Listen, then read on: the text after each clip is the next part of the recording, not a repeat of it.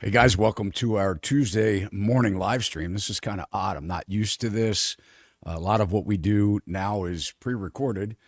And since we really hadn't gone live since December of 2024, when we stopped our Tuesday night live, and it's like a whole different kind of world here, trying to find out, what's happening in the news and bring the latest updates first thing in the morning when before I had all day to kind of prepare. But anyway, we're going to dive in today. I just want to say a couple things because I'm going to be sharing a lot of my opinions. We're in the spring market. Buyers and sellers are really trying to adapt and learn what's going on with this market. And we're fielding a lot of calls and emails with a lot of questions. And I want to kind of go over some of the things that I'm hearing time and time again. And we're also going to take some live callers on this stream. Joe's going to publish the link to join, and we'll remind people as we go through today's live stream, which will probably go for a couple hours. Usually it's a 2-hour show from now 10 o'clock a.m. Eastern time to noon, 12 o'clock. But if you're watching this after it has been published, no longer live, go ahead and comment your questions, and we'll try and get those answered for you.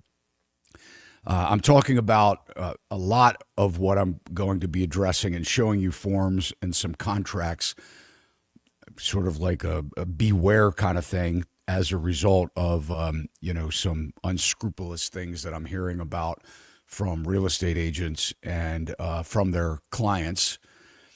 And but I want to caution you, I'm not an attorney. I'm a real estate broker here in the state of Maryland, and laws do vary from state to state.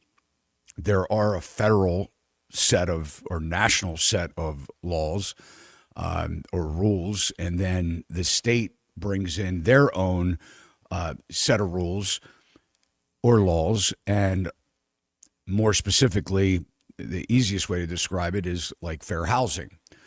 You'll have federal fair housing laws, and then the state comes up with theirs, which adopts the federal but can take it up a notch. And in that state fair housing, in the state's fair housing sort of trumps the federal laws, fair housing laws. But there's a lot of agents out there that are navigating that have no idea what they're doing. And as if you've been watching my show, part of my frustration has been, lack of leadership in our industry, lack of really low barrier to entry, but also lack of leadership from a brokerage standpoint. A lot of this is because the real estate brokers have sold themselves out to the real estate agent.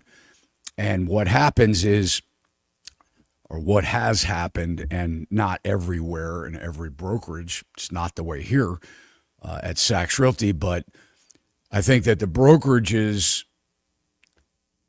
years ago started putting, and it started really happening, I feel, in the early 2000s, to where I noticed that real estate brokers were making their agents their clients instead of the buyers and sellers. And there's a company here locally in Maryland. The founder has since passed away, but his name was Jim O'Connor. There's a really cool video on my channel, Sachs Realty channel, of Jim and I. He was my first podcast, and he passed away in his 90s. But back in the day, the real estate brokers really were involved in the client satisfaction. They were big on corporate training that wasn't a profit center like today's brokers are. They charge their agents to get a lot of this training, but they just believed in good training. But there, Joe has pulled up Jim O'Connor's video, our first episode 1. And it's cool because Jim, just to give you a little backstory here, Jim didn't hear very well. He could see great, but he couldn't hear very well, and he kept moving away from the microphone. He was leaning closer to me, because he couldn't hear me. But when he was talking, he was still leaning away. So a lot of it you have to put together. But what a cool, if you want to know what real estate used to be back in the day when it meant something to serve clients, buyers and sellers, that man's a prime example of that. I wish we had more of it today, but I'm not a lawyer. I'm a real estate broker. We're going to dive into some forms. And I want to tell you, if you're a buyer and if you're a seller too, I'm going to tell you, don't sign anything until you're 100% certain of what you're signing and the commitment that you're getting into. Because I'm hearing lately a lot of buyers are stuck in contracts with their agents and they're not happy. And a lot of this stemmed from the new NAR rulings, National Association of Realtor rulings, that stem from the lawsuits where these changes went into effect late last year. In August, and where nationwide buyers had to sign contracts with their agents. They're called representation agreements or buyer agency agreements. And they didn't realize that these are contracts, some of them, because they had gone to like Zillow or Realtor.com, which is sort of where a lot of America's home buyers start out. And they see a house that piques their interest. They make an appointment for the house through Realtor.com or Zillow, and they think that they made an appointment to see the house with the listing agent. And in fact, they didn't, because these sites sell you your leads. So like Realtor.com, you may get bombarded by several agents at once, whoever gets to you first. And you also probably get calls from lenders unless you uncheck something. And then on Zillow, it's the same thing. But a lot of times with Zillow, they will patch you live, with an agent. And those calls in a lot of cases are recorded. So you're being recorded while you're patched live with a agent. So what happens is back in Maryland, I think it was back in 1999, there was a new law that said that buyers could have their own agents. Prior to that, if you had an agent, they worked for the seller. And, that changed in 1999 in Maryland, where you could actually have a buyer's agent. I guess they didn't feel it was fair that a buyer couldn't have an agent, but all the while, the one paying the buyer's agent was, generally speaking, the seller. Well, until we had those lawsuits, and a lot of the sellers, which I don't disagree completely, that why would you pay as a seller an agent on the other side to compete against your best interests? In other words, you're paying a buyer's agent for them to negotiate against you. Well, that didn't always happen because a lot of agents just want to do whatever they can do to get the deal done, regardless of whether it's a better deal for their client or not. I've seen that happen. But I want to go over some things, and I think the biggest thing, so I get a lot of calls, and it seems lately, and I guess it makes sense, because in Maryland since 1999, we had to sign contracts with buyers.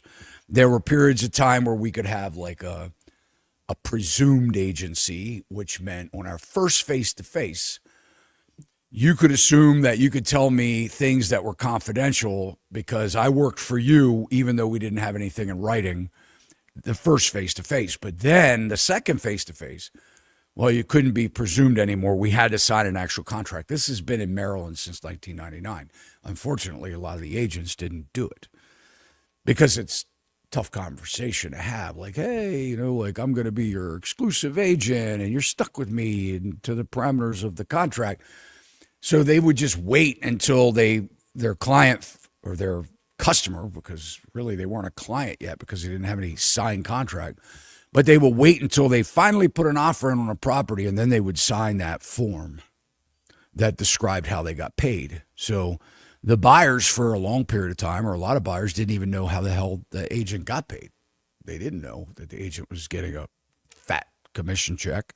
Sometimes they worked hard for that check. Sometimes it was very easy, and they just wrote one contract, and a lot of them didn't even see the houses. The agents back in the last 4 years when we saw complete madness.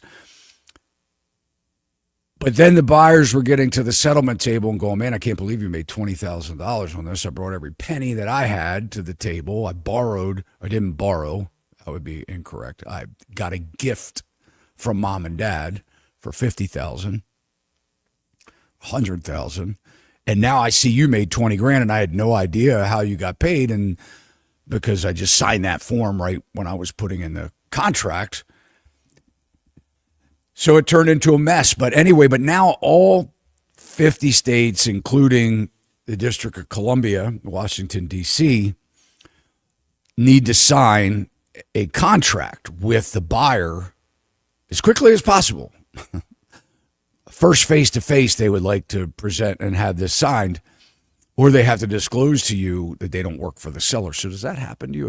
If you're a buyer out there and you went and met an agent, just say in 2025, did that agent explain to you that you had to sign a buyer agency contract on that first face-to-face meeting? Or did they present you with something that said they work for the sellers? If they did not, they could be in trouble for that, because it's required now. So if you're an agent listening and your broker hasn't had that conversation or manager hasn't had that conversation with you, I would suggest that you have that conversation. But I guess since buyers now are required to sign these buyer agency agreements in all 50 states, so it's now created, because a lot of the agents never had to do it, so they're not selling it right, they're not explaining it right, they're not describing it. And the buyers are signing them out of maybe just ignorance to the fact of what they're signing. They're not reading it because it's a contract. But I'm getting a lot of inquiries now, people saying, how do I get rid of my agent?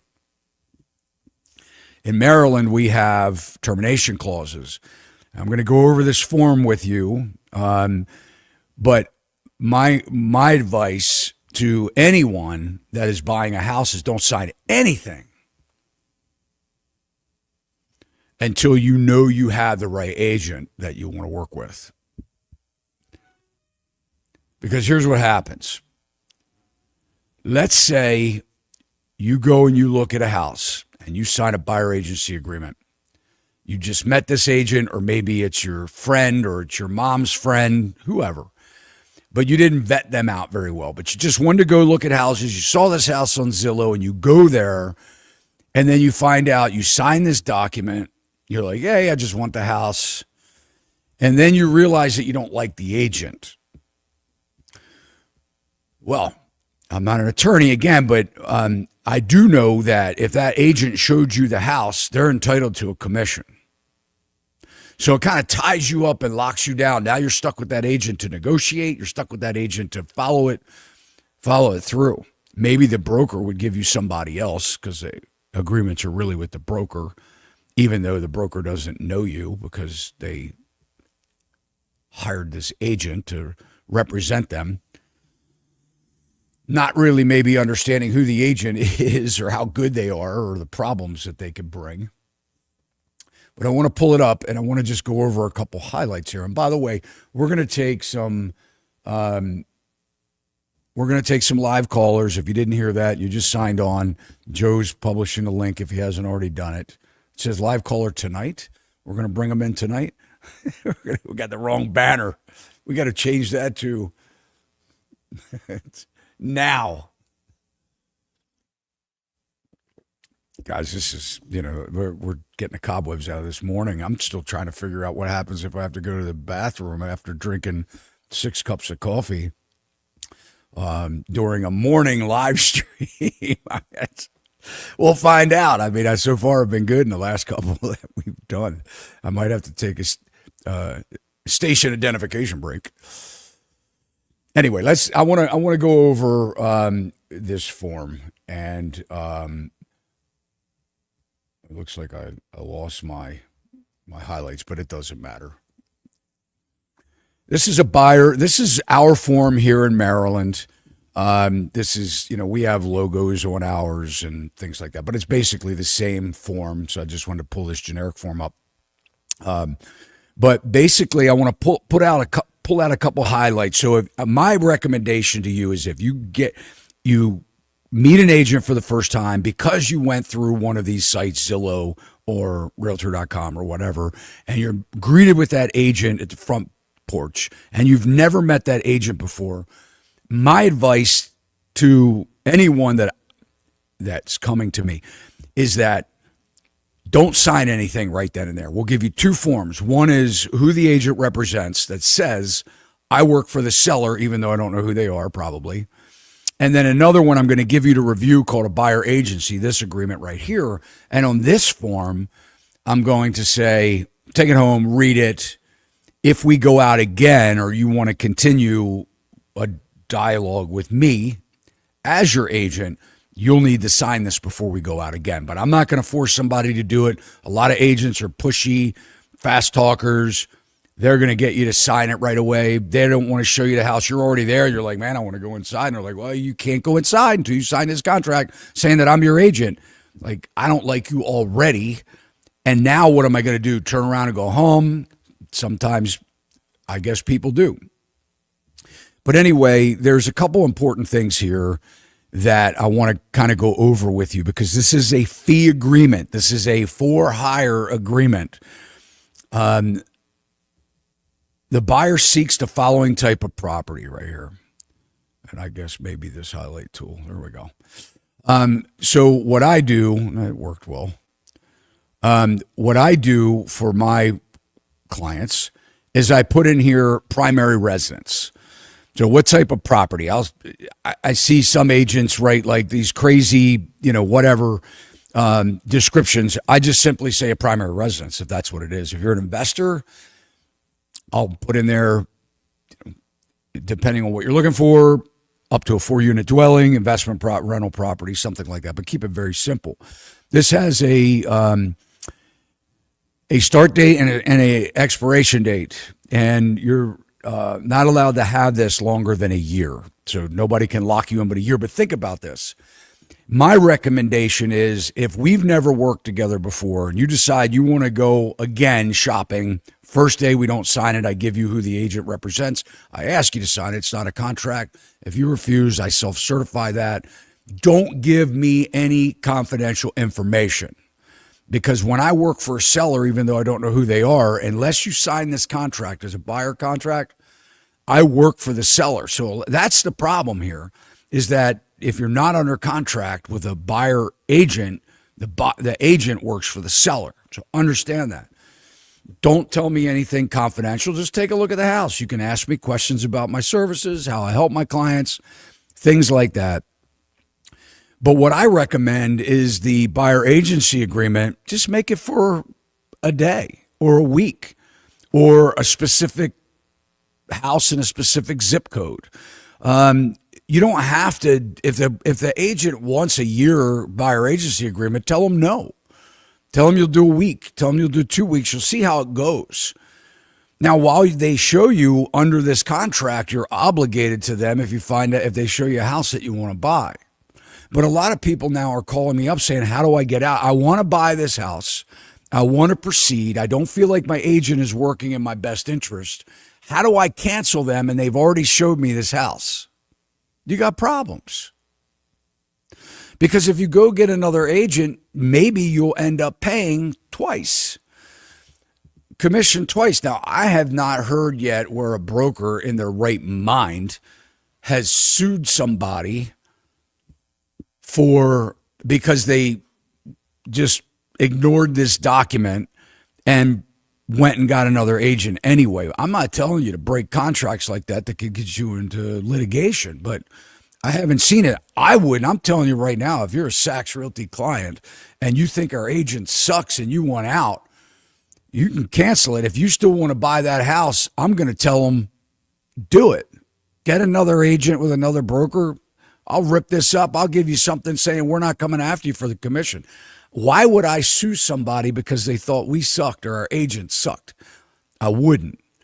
It's ridiculous. Now, I guess I could if it came down to that, but I'm not going to do that. I'm not holding anybody's feet to any fire that isn't completely satisfied or 100% satisfied.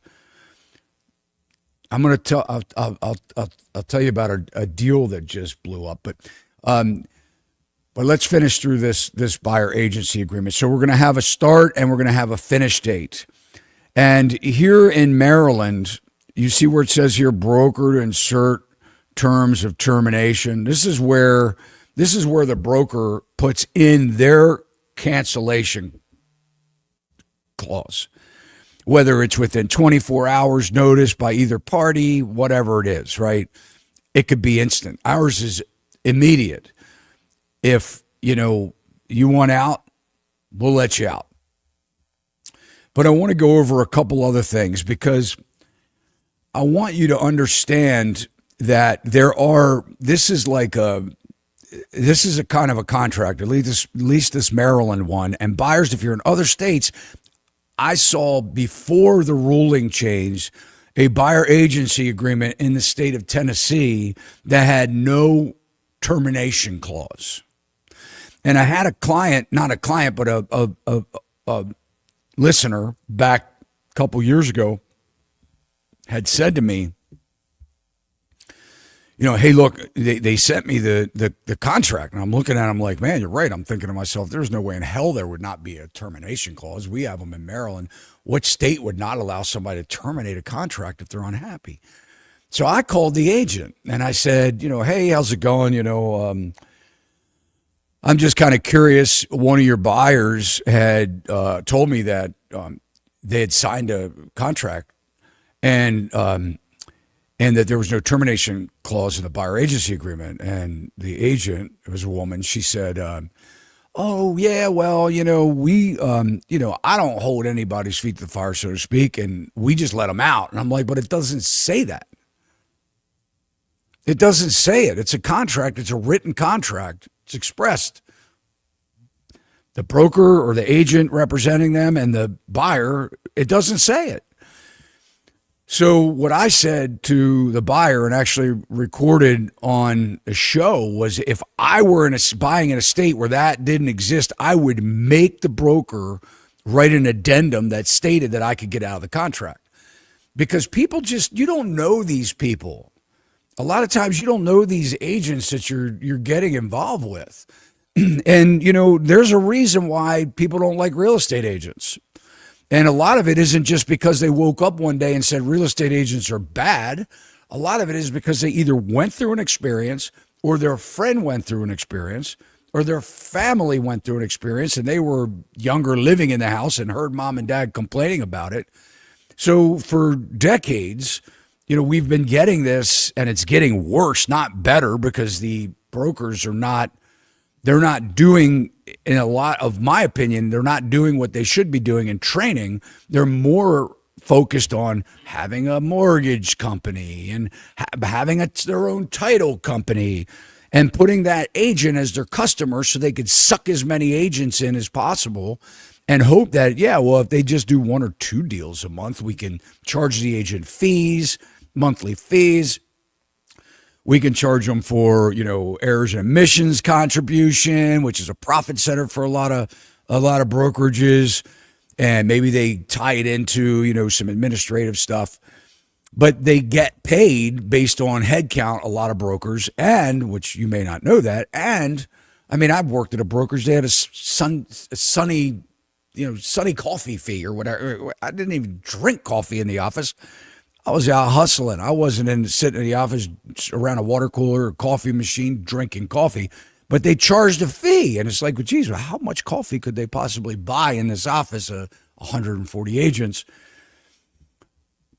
But they put the agents to grab as many agents as they can under their umbrella, and then they charge them fees, and then they hope that, by giving them everything, as far as, better commission splits and things like that, they hope that they would use their mortgage company and their title company, because that's where they make their money, not on the brokerage side of things. I don't have a title company, don't have a mortgage company, don't want them. Not involved in any. We don't get kickbacks. We don't get payments. We don't get anything. I think it's a conflict of interest, but a lot of brokers do that. We'll talk shortly about the new news about Rocket Mortgage buying Redfin. Same kind of thing. They're like, how do I get all these, how do I get the information of the buyers? How do I get these buyers? How do I get these agents to funnel their clients to us so that we can write mortgages? I mean, this is, that's big, right? But anyway, so let's go over a couple things, because in these buyer agency agreements, there are responsibilities. One of them here, it says exclusive relationship with the broker, 6A right here, okay? Buyer will work exclusively with broker during the term of this relationship. You know what that means? That means you're not going to use any other agent. You're not going to talk to any other agent. You're not going to bypass your agent. You're stuck. Financial information, you're going to give that agent reason to believe that you can buy. You're going to give them a pre-qualification, from a lender. A lot of times you're going to try and get you to use a lender that they're familiar with. And that's nothing wrong with that. We give referrals. If somebody doesn't have I try and give 2 or 3, call a couple, call around to lenders, get pre-qualified, ask them what their fees are. Signs or advertisements. This is really interesting. If a buyer sees any signs or advertisements for properties being offered for sale or lease, buyer will not contact the seller or agent of the seller, but will first contact broker named herein, who will provide information about the properties. Now, if you're in Maryland, I don't know what your state reads, but if you're in Maryland and you have a contract signed with me as your agent, and then you contact Zillow or Realtor.com, and then you go on that appointment and you meet that agent and you say, hey, by the way, I'm not signing that. I already have an agent. You're actually in breach of your contract with me, because it says that you're not going to contact anybody else. New home builders. Okay, here's something. This is why you shouldn't sign this yet. Now, all the agents out there are like, oh my gosh, I can't believe Todd is telling people don't sign these agency agreements. Guys, I'm getting calls with people that despise their agent for whatever reason. Maybe it's them, not their agent. For whatever reason, they're locked into contracts. They want to buy a house. They can't, because they have this agent that they want to get rid of. This is what I'm talking about. Don't sign this until until you're sure that you want to work with somebody. But look at this. This is going to surprise you. New home builders and open houses. Right here. This is a good one. In order to avoid the possibility of confusion over the agency relationship and misunderstanding about responsibility for compensation, buyer agrees not to make any first visit to any new home builder's model, nor contact any other agents representing sellers of new homes without being accompanied, meaning your agent going with you,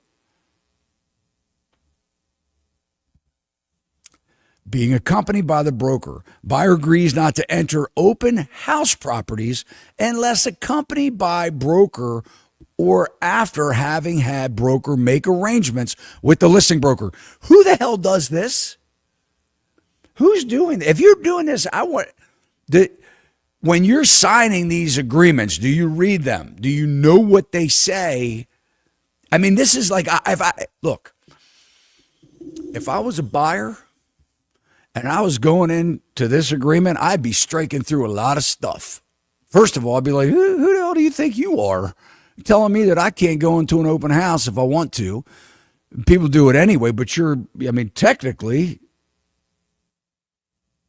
you're in breach of the agreement if you do without your agent setting it up. Now, it is pretty dang professional for me to call up Mary and say, hey, Mary, I just want to let you know I'm not able to come there at 10 o'clock on Saturday morning, but you're over having an open house. I'd like to go ahead and register my buyers, Bob and Mary Smith, because they're going to come through. Now, that's like, wow, that's amazing. Like, first of all, if you can get the listing agent and they call you back or whatever, but isn't that pretty cool? That's pretty amazing to kind of have that kind of, red carpet intro.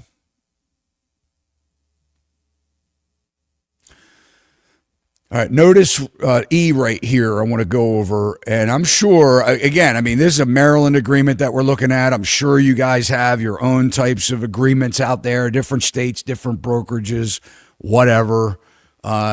Incidentally, a lot of people say, well, why are you a member of the National Association of Realtors? There are some good benefits of doing that and being part of the local boards, because as it steps down, they provide these contracts.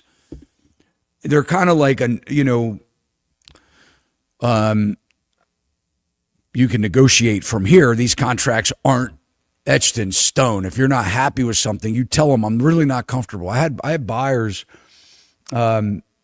This is called exclusive buyer tenant agency agreement, which means if you're a tenant or a buyer, you're covered under this agreement with your agent.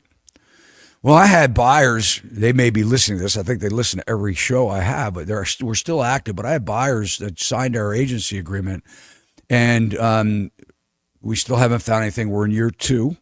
Some people may say it's crazy. They're in no hurry, but they want me involved, and we're looking for very specific properties. But anyway, a lot of agents wouldn't want to go into a second term if they didn't sell the first contract term. But anyway, they said to me, Todd, we're really not, we're okay with everything that's on this buyer agency agreement, but I don't like the word tenant anywhere. I want you to get rid of the word tenant. Now, a lot of agents would probably say, well, screw you. It's in the contract. I'm not going to do that. I'm like, no problem. We'll take them out. Strike it out. I don't have to. I can modify this contract. The contracts are between two parties. In this buyer agency agreement, remember something. It's between you and your buyer broker, not your agent even, because the agent signs, unless the agent is a broker, but the agent signs this agreement with you on behalf of the broker, but everything belongs to the broker. This agreement is completely negotiable. Or you can just simply say, I'm not going to sign it if we don't make changes. But I wanted to go over this because this is another one. The coming soon listing status is an option for properties listed in the MLS that are not available for showing, but will be soon. Well, when soon? Because now there's no limit. Before, existing homes, you could only put them in 21 days before they went live. Now it's indefinite as long as you have a date. I could say it's going to go soon in December of 2025, and we're in March, so it's going to soon be on the market. MLS subscribers may view listings under this status, and this is the biggest bullshit here. However, properties listed under the coming soon status may not be shown and are not syndicated to public real estate websites. That's the BS side part. I see them on Zillow all the time, coming soon. It says in this buyer agency agreement that it's not allowed. There's a disconnect, I guess, for the National Association of Realtors or Maryland Realtors Association and their contract with Zillow, because I haven't seen them penalize Zillow for listing it in coming soon status. Now, the part where it shouldn't be shown, that should not be shown. Now, I've known agents to do it anyway. They put it into coming soon. Buyer calls them. Well, I'm not really supposed to show you until December of 25 because it's been in coming soon now for indefinite status. But let me get you, see if I can get you in, make an exception. Then all of a sudden, it goes live and it's under contract. And everybody's like, what the hell happened here? Well, how did that happen? It went live and under contract. It went live at midnight. It's under contract at 6 o'clock in the morning. How could anybody have seen that house? You call the agent and they say, well, we had an unsolicited bid. Oh, yeah?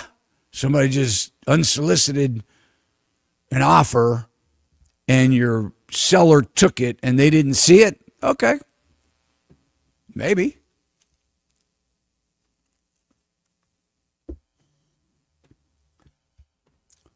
We'd have to do a lot of assuming that doesn't take place, which I'm really not so sure on. But let's go into broker responsibilities because this is really cool stuff.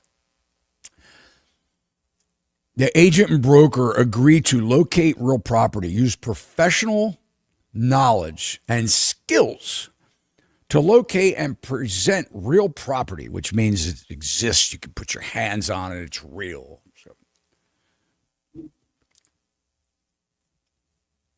Which is available for purchase or lease and suitable for the buyer's needs. That's A. B, assist the buyer. Assist buyer through the process of property acquisition. That means buying it. C, represent buyer's interest. Represent the interest of the buyer in all negotiations and transaction regarding the acquisition of the real property.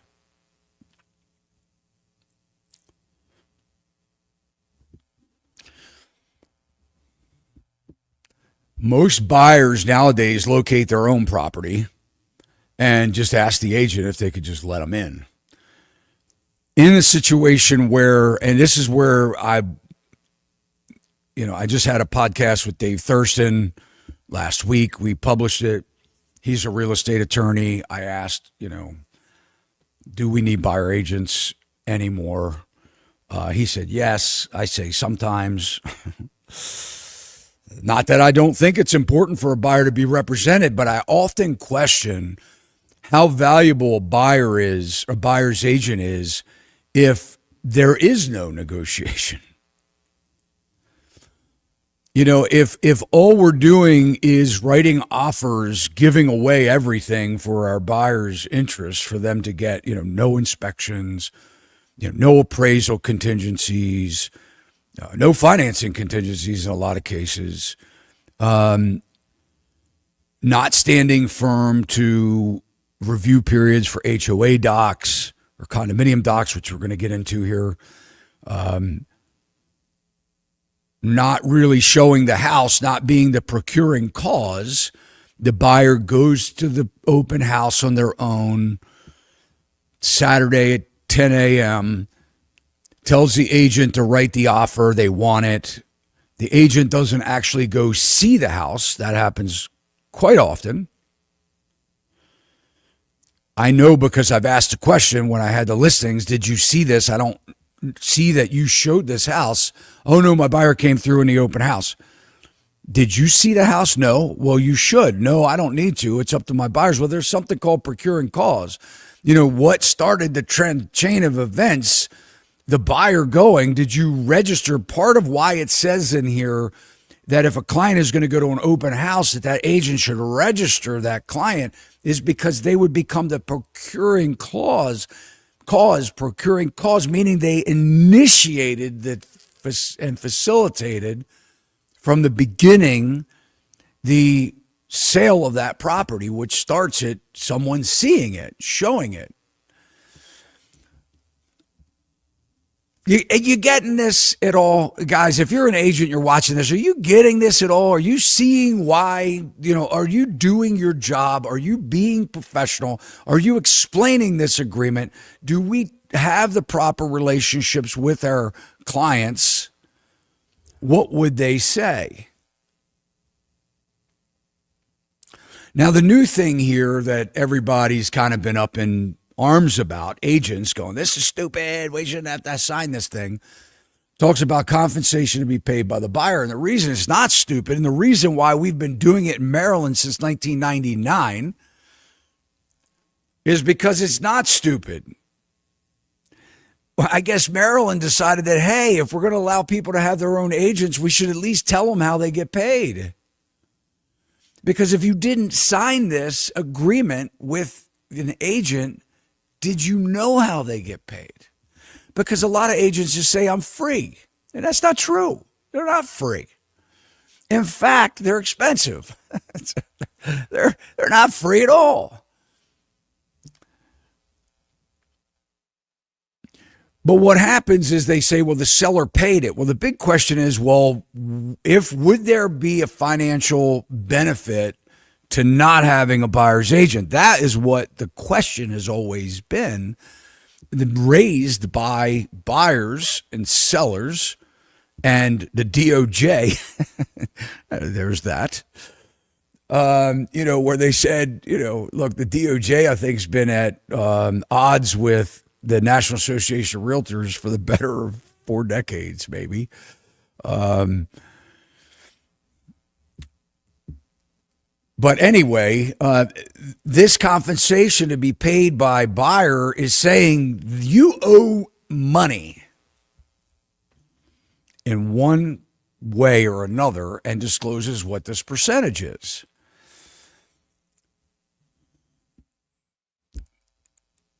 It's negotiable.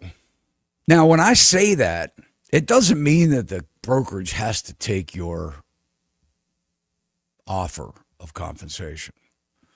Like if they come, like if you come to me and I say, well, guys, I want 3%, you say, well, I only want to pay you 2%. Well, it's up to me whether I say, I may go, okay, well, based on what you're looking for, how long is it going to take? I have buyers, a handful of buyers I've been working with, showing them 30 houses. I've written 6 offers. We haven't gotten them. I'm still hanging in there, so it's worth something, right? I don't kick them to the curb. Maybe I have to evaluate what that is. And maybe I say, okay, we'll do it for that. Maybe I say no. It's up to me, the broker. It's up to the agent whether they want to work for that fee, but it is negotiable. It's not set by law. It's not an average. It's not supposed to be anything like that. The words shouldn't even come out of their mouth. An agent should never say to you, well, the going rate across all brokerages. I sit at a listing appointment. They say, well, what does so-and-so charge? Like, I don't know. Give them a call. A lot of agents would just say, well, the industry average is X percent. Well, that's actually, you're violating. That's like anti-Sherman trust law stuff. I can set my price, but that's my price. If I don't want to negotiate, I tell you that, and you go find somebody else. But it's not the same as broker down the street, broker up here, broker there. That's the price fixing that they don't want. That's the agents that have been saying the going rate. That's the agents that have been steering people away from this property or that property because there's not enough commission. I know it happens. Facts. I had an agent to me one time. I gave a referral. The agent said to me, it was a builder, and they go, oh my gosh, I don't want to sell them a house over there. They're only paying X amount of dollars. And I was like, don't ever say that to me again, especially since I gave you the referral. I called the person I referred and I said, this is BS. Nothing's wrong with that builder. That wouldn't be any other kind of builder in that track model. If you see something you want, don't sway away from that builder. But agents, they do that.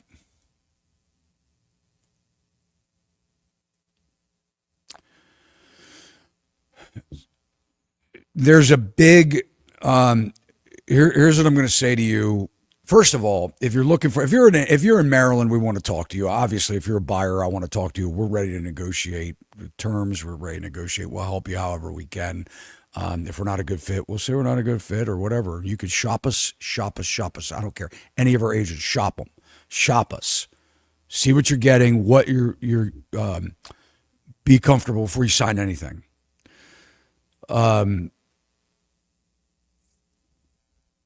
But I want to talk about the confusion that's still going on right now because the agents are really confused. A lot of agents are confused. Can you believe it? The agents are confused. when a seller is selling a property, and I'll talk to sellers here for a minute because there are a lot of smart sellers out there. And man, if you're an agent, you may not like me educating people like this, but we have to. We have to do it because there's going to be massive consolidation. Look, Rocket Mortgage is buying Redfin. If you're an agent, you're working out there. If you're a professional, you're not afraid of disclosure. You're not afraid of transparency. You hit it straight on.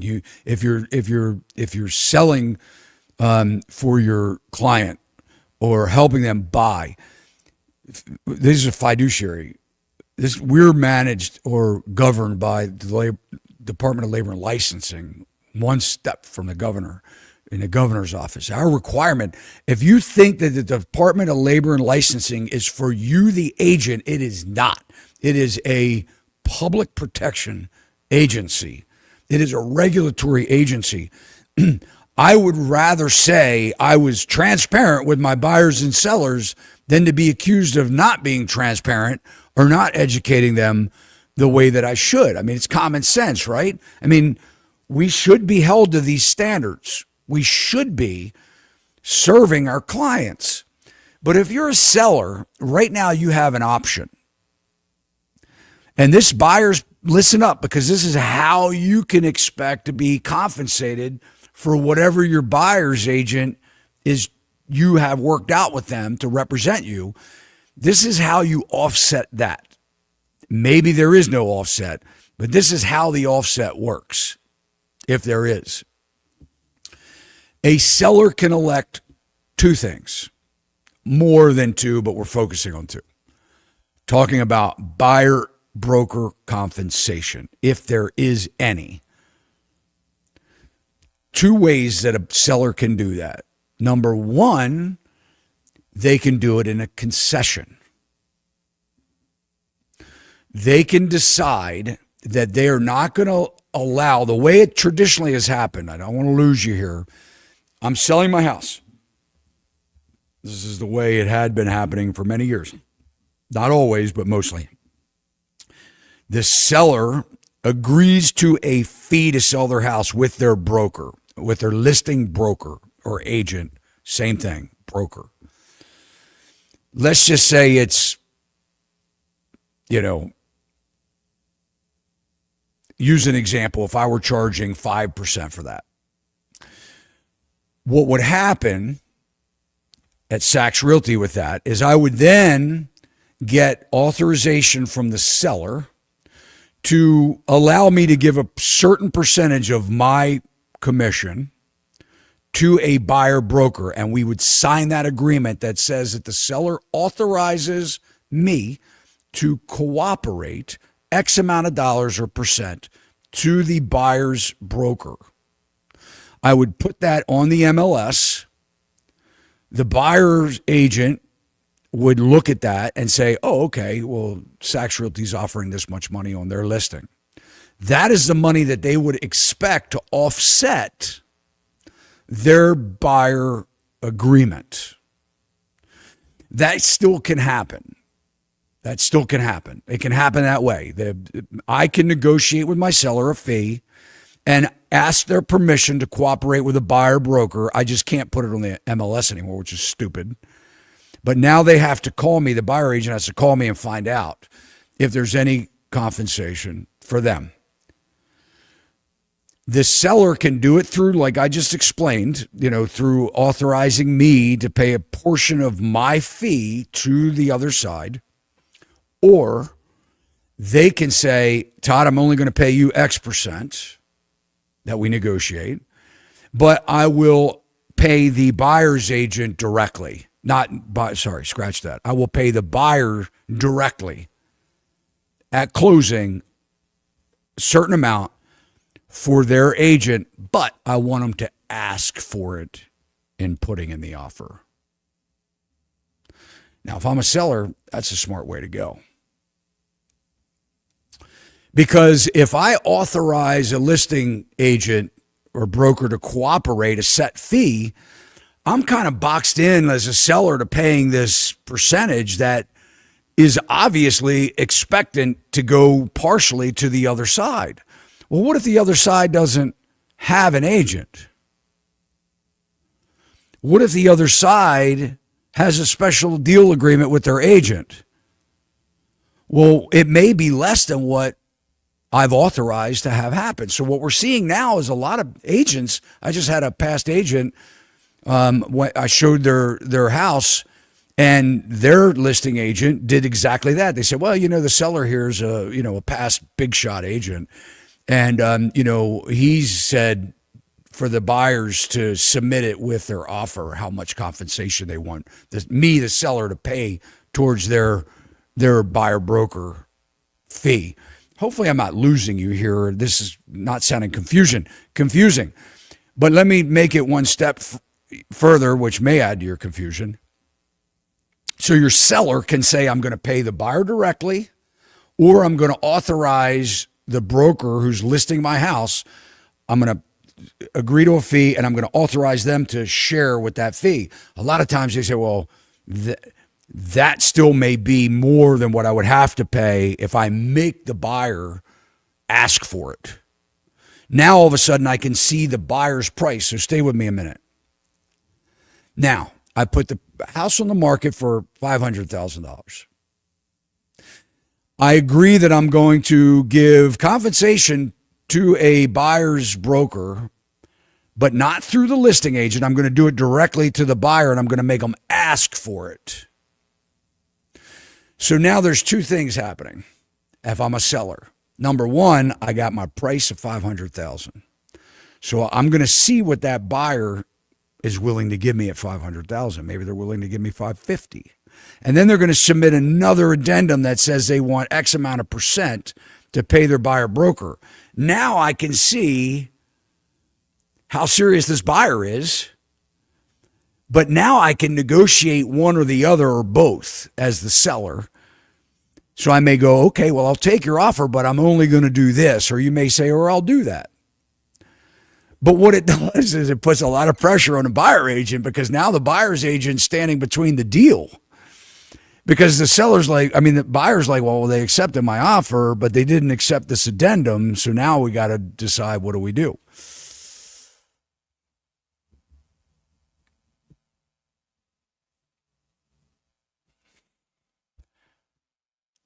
As a buyer, there's two important things that you have to be doing right now. Number one, making sure you have the right buyer agent before you sign a buyer agent agreement. Number two, you got to talk about the what ifs in negotiating these deals, because contracts are contracts, and we're seeing a lot of creative selling going on out there, and the buyers can be pushed aside. So, the biggest thing I would tell you is have the conversation with your agent, like, what's it going to cost me if the seller's not offering anything or only offers X amount towards your fee? What is that fee? What should it be? How much work is that buyer's agent going to have to do? Because you got to be fair to the agent too. There are great agents out there. So, nobody, I don't think, wants their agent to work for free. I mean, that's not appropriate. But anyway, do we have any questions about these agreements? Anything that's come up that I can address before we move on to, I want to talk about some recent deal problems and what we're seeing out there, nightmares that are happening at the settlement table before, unreasonable sellers. Would a broker and agent have 3 years to file a lawsuit to get their commission if an addendum release wasn't signed? I'm going to say that I'm thinking that you're talking about like the example I gave in Tennessee, where there wasn't a cancellation clause, and I don't know. That's a lawyer question. Maybe you could call the real estate commission. Maybe these brokers didn't have to put a termination clause in. Yeah. Don't even fill out the sign-in sheet. Just looking at a house with my friend. Now my friend was tied to an agent she didn't know. I had to get my agent to help her out of that lock-in shady stuff. I'm not really sure about that, Gina. Signing a sign-in sheet should not attach you to any any contractual obligation with an agent, but I make everyone fill out the form because, and I tell my seller with their permission, I say, look, we're having an open house. I want everybody to register. I want to know who's coming in and out of your house. So when people come in the front door, if they give me permission to do that, my sellers, I say, look, sellers respectfully ask that everybody signs in, checks in. I'm not going to spam you. I'm not going to email you. I'm not going to throw you on some list. I'm not even going to call you unless you want me to. But you must sign in. And I make sure it's legible. Some people want to put chicken scratch and they're like, no, I can't read that. I'll fill it out for you. What's your name? What's your email? What's your phone number? Why'd you come in? Are you a neighbor? What's your interest? Do you have an agent? I want to know these things, but I do want to know who's coming in our open houses. A lot of agents are like, I got too busy. Well, that's crap. Somebody goes in and opens up the window and comes back after you lock up and, robs the place. That's nice. I mean, I want to know who's there, who's coming in. Yeah, they could give you fake information, but if somebody refuses and I ask them to leave, I'm not going to sign anything. I'm not signing in. All right, well, then you can't walk through the house. Bye. Here we got a super chat. Thank you so much, Don. Nearly lost a $700,000 sale. Buyer's agent wanted more than the $27,000 I agreed to contribute. Demanded 3%. Lost my ability to negotiate anything outside of commission for risk of losing the sale. Yeah, I mean, I have seen where agents have called me up and said, like, you're only offering this or whatever. And it's like, yeah. And I've even had agents send me it in writing. Like, it's ridiculous. You need to talk to your sellers. They need to, whatever. I'm not showing the house. I mean, I've had text messages. I'm like, I can't believe that you're doing this. That's, yeah, terrible. Is the fee agreement a legal document? Yes. Asking, are you legally forced to put in correct info? Yeah, it's a contract. It's a contract. At least here in Maryland, agreements are contracts. If it's in writing, Maryland's a statutory state, which means that it must be in writing when it comes to real estate purchases. Now, there are, short-term leases that aren't required to be in writing. It can be verbal. But when you're buying real estate, statutory, meaning has to be in writing. And I'm sure these buyer agency agreements are the same. Check with your, you could check with the DLLR. You could go on the state's licensing, DLLR, real estate licensing portal. You can type in questions. You can even call them. You can ask questions. But yeah, that's why I'm saying don't sign it unless you're really satisfied with who you have as an agent, or sign it for a very short period of time. I'm fine. Look, I had not that long ago a buyer. He only wanted to sign a buyer agency agreement with every house that we looked at. So after like the third house that we looked at together, 3 buyer agency agreements, he said, just send me one that says, for a year or whatever. I was like, I didn't push him. I'm like, I got to send you over another buyer agent. You want to see this house? I have to send this over to you. He's like, nah, just send it with a year. He's like, I'm cool with you. I'm very happy with, I want you to represent me. So, but an agent shouldn't be afraid of that. It shouldn't be afraid of that. Now, I will say on the flip side of things, if you're selling a house, an agent may not take a 1-week contract listing agreement or 30 days. I wouldn't as a broker. I want 6 months, because I'm spending money. So you have to give in my opinion, the listing broker the ability to recoup the money that they're taking out of their pocket for you that you're not paying in advance.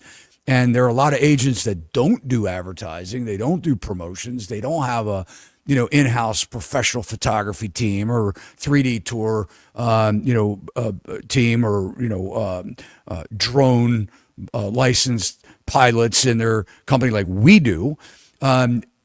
But they still cost money, though. I'm not subcontracting it. And then a lot of agents are like, they're not going to spend $600 or $700 to market and list your property if you're only going to give them 2 weeks to sell it. By the way, spend $150 on some color brochures and, another fee to put the sign in the yard and all that stuff. So you have to be reasonable. But a buyer, for crying out loud, I mean, what are you spending? Gas? Time on the phone? So be willing to work with a buyer on their terms. What else we got? Anything? There we go. Should I just avoid using a buyer agent and buy straight from the seller's agent? And this is a big question, man. You should watch that video that I did with David Thurston, a Crown Title. You could skip ahead. I don't remember where it is, but if you go through, you should be able to find it. It's towards the end. So if you start watching it from halfway. But the question that we talked about, as I said, are buyer agents necessary? Do we think they're going to go away? Because there's transactional brokers where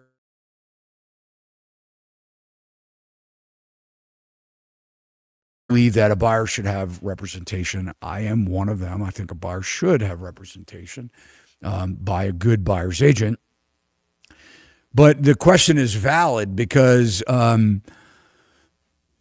if the agent isn't proffering professional advice during the process, and if their professional advice is just give them more money, waive your rights. If you're going to get a home inspection, you're not going to get the house. If you're advocating that, you probably could do without that agent. If your agent is advocating for you to give up your rights that you want to have and they're beating you up, telling you don't ask for it. If you say I want a home inspection and they go don't ask for it. I know everybody. I can walk through and tell you what's going on. I got a guy for everything, and nothing's a big deal. It is a big deal. If they're not advocating for you, then no, you don't need a buyer's agent, in my opinion, because what are they doing? If you go to the open house on your own and call your agent and tell them to write up an offer and they don't go look at that house themselves, they suck. I would not write an offer for a house without putting my eyes on it. I've had my clients go through open houses and they say, I want to buy it. I'll give them X amount of dollars. And I'm like, okay, great. Well, I need to go see it. I'll call the agent and be like, hey, my buyer came through and they love it, but I need to see it. Can I get in there? Yeah, but the open house is over and we've cut off showings or whatever. Well, can you let me see? My client's been there. Can you let me see it? So the question becomes, again, guys, why am I still having these conversations with people that watch me? Why are they telling me that they're in these situations? Buyers, you have to be strong. You have to, people don't want to ask questions. I have questions. If you're interviewing buyers agents or sellers agents, send me an email. Joe will pop it up there. I'll send you my buyer agent questionnaire, my listing agent questionnaire. If you hit me up, send me an email. We'll get these questions emailed to you. People are afraid to ask questions. They're like, well, I didn't want to ask that question. And then they complain later because they're unhappy with the results. You need to ask the questions. Are you advised? Here's a good question for you. How many buyers do you have looking in the same area as me in the same price range? That's important. If they have 3 or 4 buyers, if they had 2, how do you dish it out? You can't represent, if 2 buyers want the same house that you're under agency agreements with, you cannot write both offers.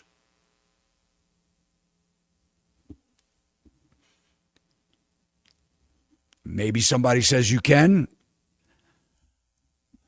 How would you be able to do that? You going to play one for the other? Who wins? Who gets stuck with the suckier agent? Maybe you like the agent they give you. They go, oh, well, here's how it works. All right, well, I got two buyers that want the same house. I got Bob and Mary, and I got Rick and Sue. Who's going to offer the most?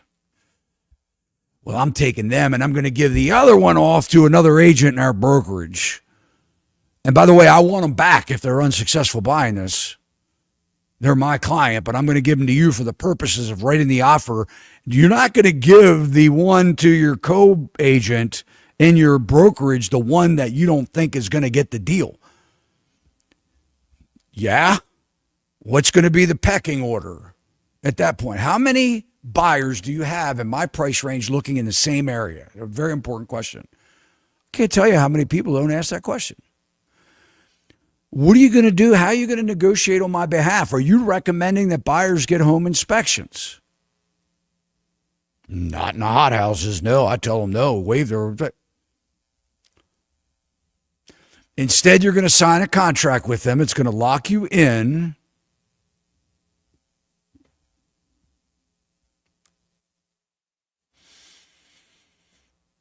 Any more questions that we should address before we move on? I want to go over, all right, should a realtor be paid by the hour instead of a percent? Wow. I don't think I want to go down that road. I'd love to have that because maybe I'm just thinking about things when I'm laying there at night before I go to bed, and maybe I'm thinking about marketing strategy or negotiating strategies for you, and I roll over and I hit the timer while I'm thinking in the middle of the night or whatever. I don't think that I would do that. I don't know how that you would. I mean, I'm sure I wouldn't do that, but maybe somebody would.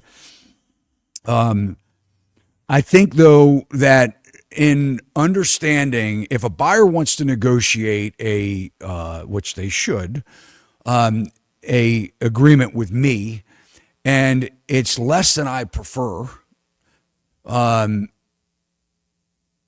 I can set my rates. I know what my worth is.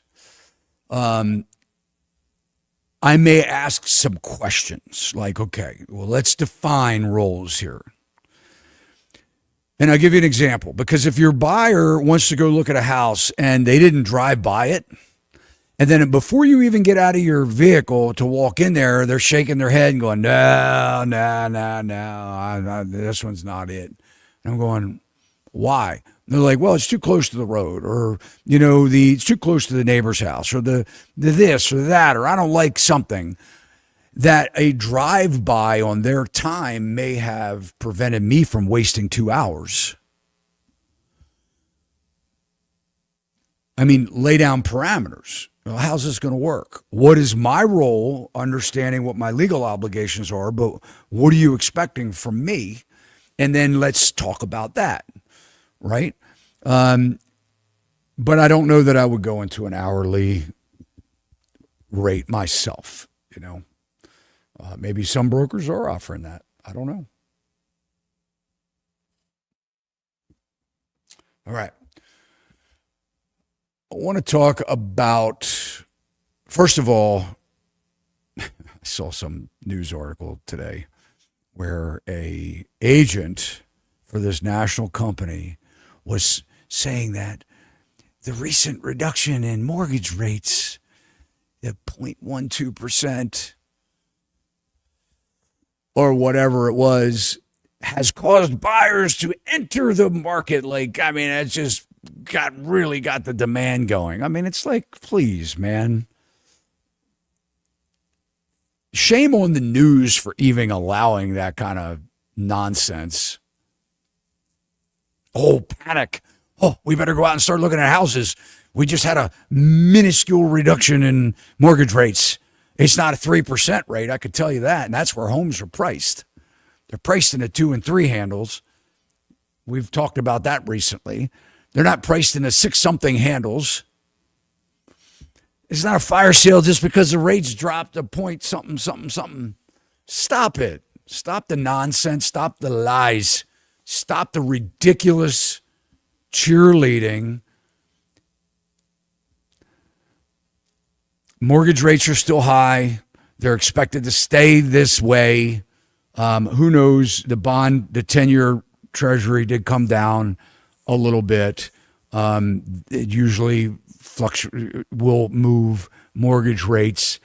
But until we see mortgage rates, certainly in the low fives, in my opinion, I think the sellers are still going to be stuck, locked in, not doing much, not making any moves until we start seeing, major adjustments in mortgage rates. And then we still need those home prices to come down to be affordable for a lot of the buyers out there. I want to talk about some deals that are, have fallen apart or that are falling apart, and sort of go over some other contingency stuff that buyers need to be mindful of, and sellers need to make sure that they're doing their job in the contract, because a lot of people are buying in condos and HOAs. And I just want to pull up here so that everybody understands and knows, if you're buying a house in a condominium association or a homeowners association, check with your state forms, look at the forms. Maybe if you're looking at it, you can ask your agent to give you the forms in advance. Like, hey, if I'm buying in an HOA, can you send me all of the documents that I should be getting, at least the contract documents that I should be getting, the disclosures that I should be getting from a seller selling a house in an HOA or a condominium association, so I have some kind of idea of what kind of forms I'll get, what will be my expectations in reviewing these documents. And so a lot of times, because the buyer doesn't know to ask for them and the agent doesn't provide them, what happens is the listing agent will load these documents up in the MLS. Well, before I go look at a property, if they have those documents uploaded, these disclosures, I download them, send them to the client before we even go look at the house a lot of times. Now, sometimes the agent doesn't have them up yet, or they say that they'll email them. But that way we can look and say, okay, these are some of the disclosures. Now, we don't have the full set of condo docs necessarily. We don't have the full set of HOA docs yet, because a lot of times they're not ordered until we have an accepted contract. But I just want to kind of go over and show you some of these things. This is a condominium resale disclosure and transmittal of documents from seller. A lot of times what we're seeing is the agents want the buyer to sign this before they actually receive the docs. If you are a buyer's agent, don't have your buyer sign these until they've actually received them, the transmittal of docs. A lot of agents don't know, and they just get their buyers to sign it, and they haven't even gotten the documents. But basically what it does is it goes over in this disclosure, this is the condominium form, what you're going to be receiving or what you've received, and then you would sign this stating that you've received these things. Copy the declaration, bylaws, rules and regulations, a certificate of council of unit owners, which includes the following information. Are there any violations? Are there any lawsuits or litigations? It gets into also, I want to pull up here, their insurance, property insurance deductible, and the amount of the deductible. A statement of unit owner of his expenses relating to common elements during the preceding 12 months. Now, I've seen a situation recently where the seller knew they had a balance for special assessment.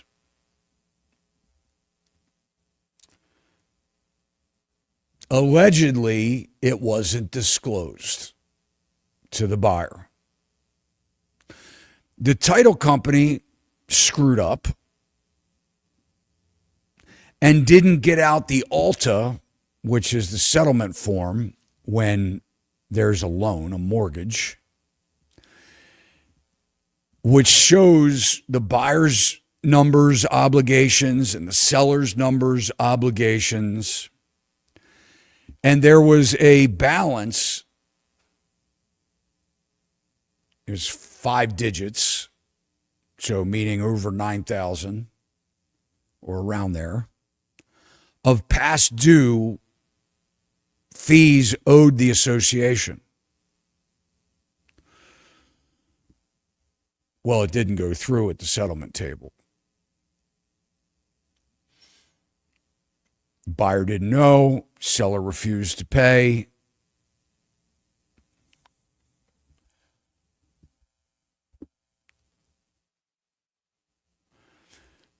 I want to go over a couple other things here. In the first part 1, it says this notice applies where the condominium project contains 7 units or more.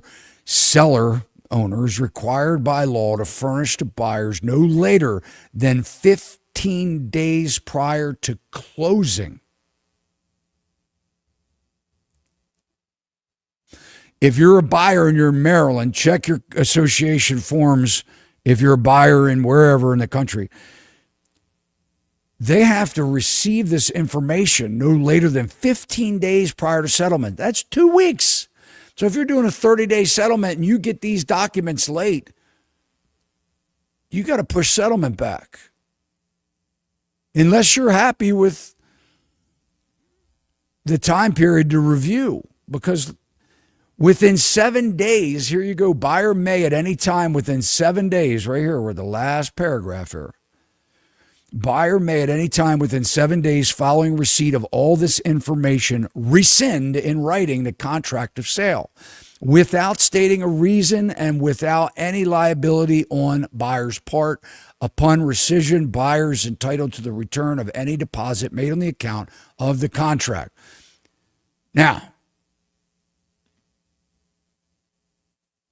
delinquent past due balance should be part of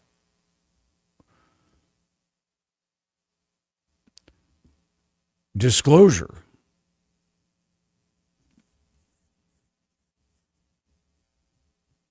I want to go into the Maryland Homeowners Association Act.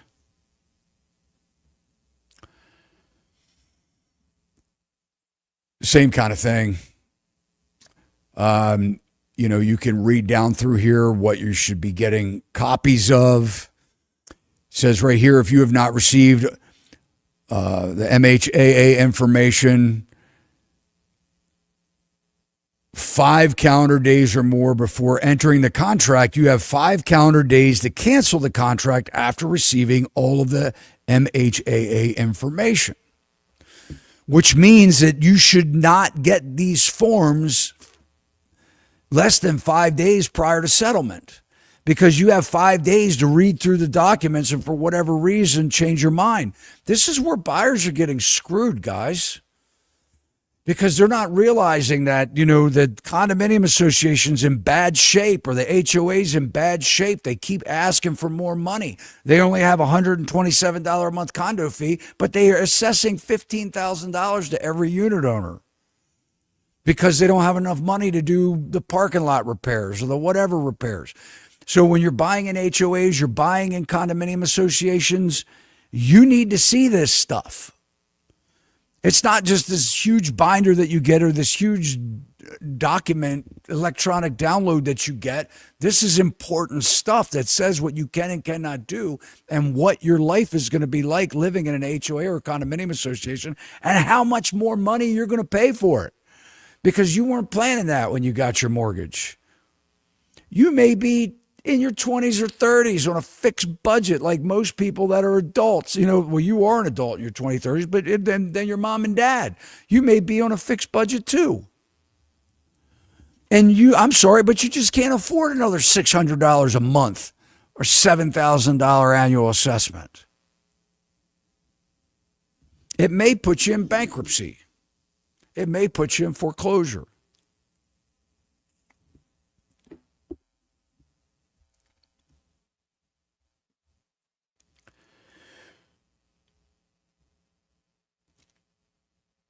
I want to go over, this is some more buyer agent information if you're a buyer out there. I just wanted to pull up here what buyer agency is required or expected here in Maryland. Buyer agents are obligated to reveal to buyers any known willingness of the seller to accept a lower price, facts relating to the urgency of a seller's need to dispose of the property, the agent's relationship to the seller or interest in the property for sale, facts affecting the property of the value of the property. This is a big one because a lot of agents, when you go to get your real estate license, you're required to know what's happening on a local and federal level, like the macro scale, what's happening, and then down to the neighborhood or area. So if you're an agent and you know that, you should know if there's a development project that's happening in the neighborhood. You should know if new roads or highways or traffic patterns are going to be affecting the property value. You should know if they're going to build a nuclear waste facility right down the street. You should know, I had a situation last year where I had these clients that were looking at this property. They didn't become clients until after they had called me about this information. They went to an open house and it was a flip. And the listing agent was there who was completely clueless. And I'm hoping she was clueless. And there was a old building that was like right in front of this house that had been rehabbed. And there was this driveway that goes back to this farm. And the house that was being sold, that the buyer had bought the whole thing, the farm and that house, but had rehabbed the house to flip. Buyers went and looked at it and said, well, what about that ugly building that you got to drive past? And this is a shared driveway. Who takes care of that? Is there a driveway agreement? The person in the back is what's called a servient tenement, which means that they own that driveway all the way out. And the house, this lot that my clients who weren't at the time, but ultimately didn't buy, but they were interested in, they had access to this main driveway. They had an easement right to get to their little driveway to go in the house. But they said, well, what about that big ugly building that's over there? And the agent said, oh, don't worry about that. That's getting torn down. The farmer in the back is going to tear that down. Farmer in the back owning this property. Farmer in the back wasn't a farmer at all. It was a real estate developer. Bought the whole property to facilitate, I think it was 27 houses to be built behind this house. That little driveway, they were tearing down the building because they were going to make a double lane drive road going back to a cul-de-sac with 27 houses. And in fact, their lot lines were readjusted, and the lot line was going to take part of what they thought they would have been buying because there was going to be a community sidewalk put in. So I called the county and found this information out because they were like, I don't really understand it. I'm like, well, where's the driveway agreement? So when I called the agent up and I'm like, where's the driveway agreement? She's like, well, the driveway, there is none. They just kind of take care of things. They plow the snow. They cut the grass along the driveway, the farmer in the back. Well, when I called the county, they were like, yeah, that's been approved. That's a major subdivision that's been approved. When I called the agent, this is why I say she's an idiot. She was like, oh, I had no idea. Agents are required to know what could affect the value of that property. Can you imagine buying it and then all of a sudden now you've got a thoroughfare of 27 homes in the community and all their friends and kids going in and out and the UPS and the whatever, and you just had this one little driveway and this private little lot, and now all of a sudden you don't.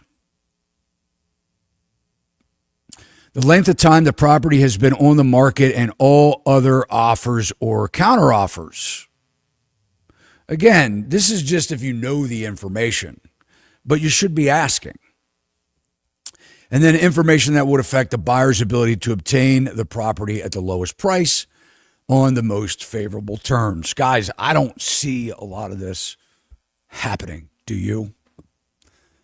And if you're an agent, I'd love to hear from you. I'd love for you to actually, you could even come on and tell me if you agree or disagree with what I'm saying. And we would take live callers if we have them. Any questions that we have that based on what we just covered or what we covered before? Karen, she's an agent. In California, if we don't have a buyer broker agreement and show a property, we can get fined. I wish it was replaced by fired.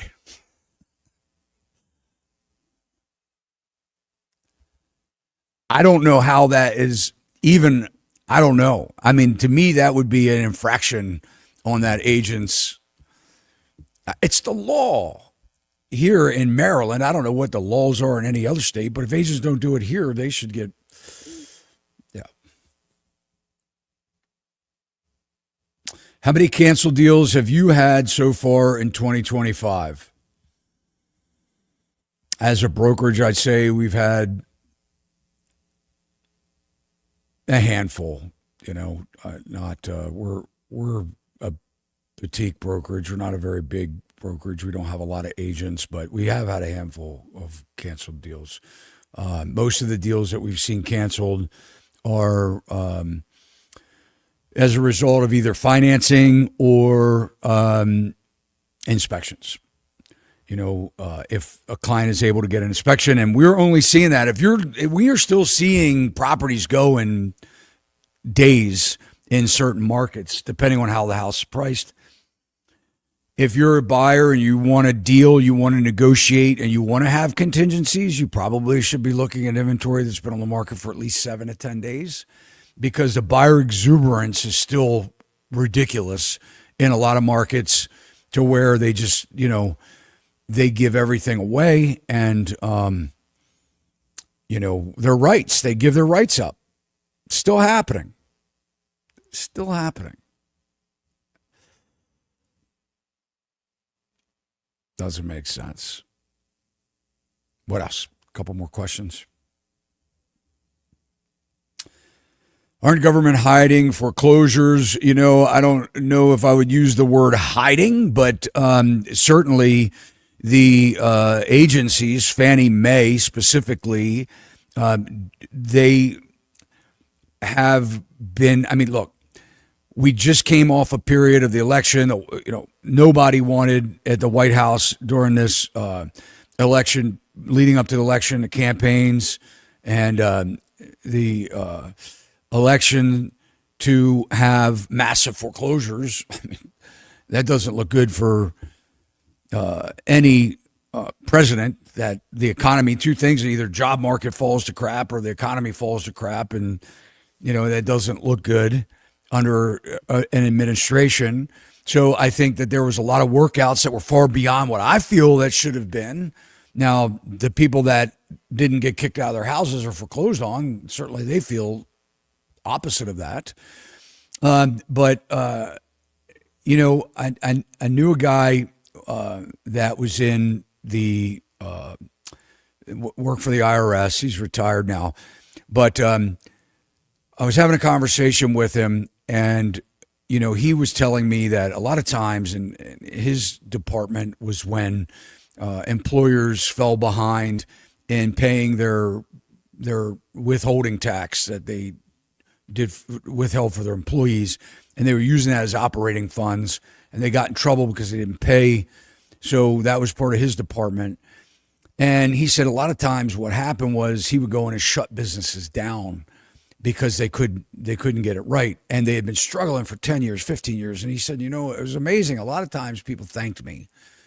And I thought, you know, that was kind of odd. Like, why would somebody thank you for shutting their business down? But as a business owner, I know that you get into these cycles to where you're like, you go through tough times and you're hopeful that things are going to get better, and you get further in debt and you get further in the hole. And then finally you're putting your checks in the drawer, and you're paying your employees, and you haven't been paid in 2 years. And then all of a sudden somebody comes in and shuts you down, and you go, oh, thank God, because I didn't have the ability to do it myself.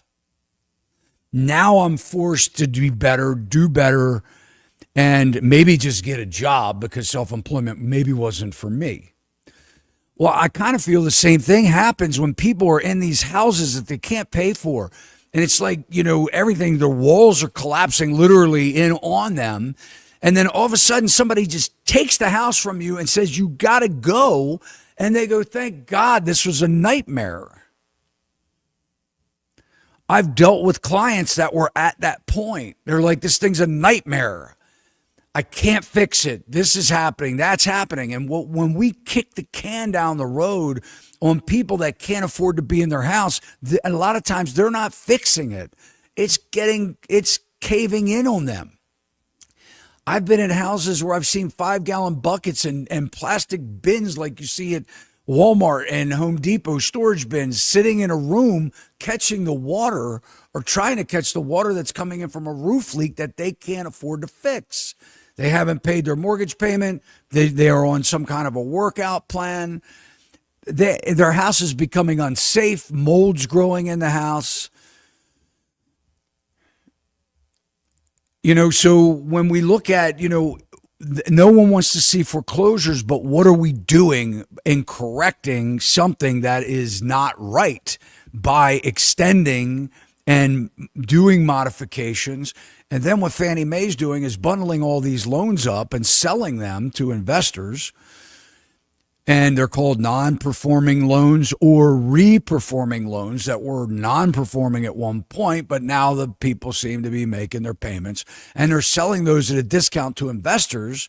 And then they're telling them they got to work with them. But I don't think they will. I think there'll be a quicker path to kicking people out of their houses. And then these funds will have these houses because they own the notes. You sign a contract on something. Contract's a contract. I've spent the last hour showing you why you have to be mindful of what it is that you're buying. You also have to be mindful of what the expenses of homeownership are. And you can't always help things that happen, whether it's, for health reasons or employment reasons, and you weren't expecting to lose a job, and people fall into financial hardships for a lot of different reasons. But if you're one payment away or one paycheck away from default, it's probably not a good idea to buy a house. And if you're in that situation, you may even consider selling your house before you get into a default or in that situation, right? You could buy something again. Take a breather, rent, do different things. But when we continually bail out, I think it sets a bad precedence moving forward. It's allowed the asset prices to not correct because we've basically prevented this inventory. It will eventually, a lot of it's going to hit the market. It's just going to come in the way of distress, which means that a lot of buyers can't buy it, home buyers to live in it because it won't be suitable for a loan. Maybe it would be suitable for like a rehab loan, but buyers aren't equipped for that. Most of them aren't prepared to. There's a whole mess. That's another show on why rehab loans are stupid. Why they came up with these parameters and requirements that prevent it from making sense. But that's what happens. They find situations, government says, I'm here to help, and then all of a sudden, doesn't make sense.